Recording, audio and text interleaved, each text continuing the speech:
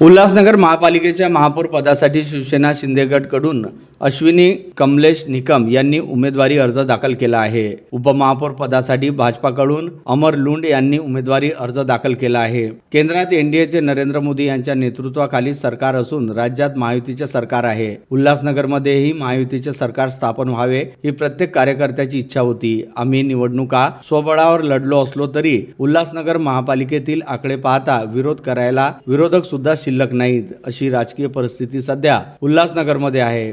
उपमुख्यमंत्री एकनाथ शिंदे आणि भाजप प्रदेशाध्यक्ष रवींद्र चव्हाण यांच्या नेतृत्वाखाली उल्हासनगर महापालिकेत सत्ता स्थापन होणार आहे अशी प्रतिक्रिया यावेळी देण्यात आली। काय आजार साहेब, महानगरपालिकेच्या निवडणुकीत तुम्ही वेगळे होते, आज महापौर उपमहापौरसाठी एकत्र आले, काय सांगणार? केंद्रामध्ये एनडीएचं सरकार आहे।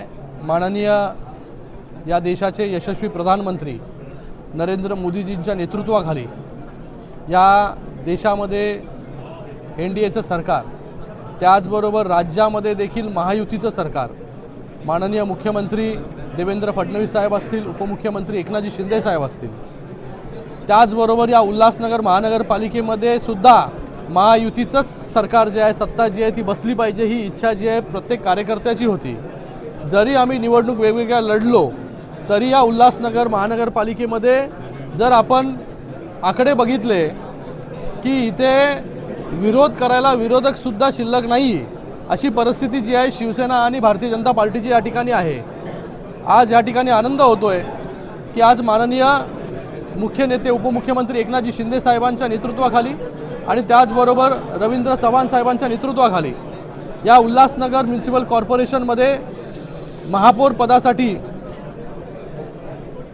सौ निकम मॅडम आणि त्याचबरोबर उपमहापौर पदासाठी अमर लुंडजी हे दोन्ही जे आहे शिवसेना आणि भारतीय जनता पार्टी याचे उमेदवार जे आहे हे या ठिकाणी त्यांनी उमेदवारी अर्ज भरलेला आहे। या Ulhasnagar municipal कॉर्पोरेशनमध्ये Shiv Sena, Bharatiya Janata party, Sai party, Vanchit Bahujan आघाडी, आरपीआय और कोई बचा है क्या और जे काय अपक्ष हे सगळे जे आहेत या सगळ्यांची सत्ता जी आहे ही या ठिकाणी बसलेली आहे। विरोधक जे आहे ह्या उल्हासनगर म्युनिसिपल कॉर्पोरेशनमध्ये जे आहे आता विरोधक शिल्लक जे आहे ते राहिलेलं नाही।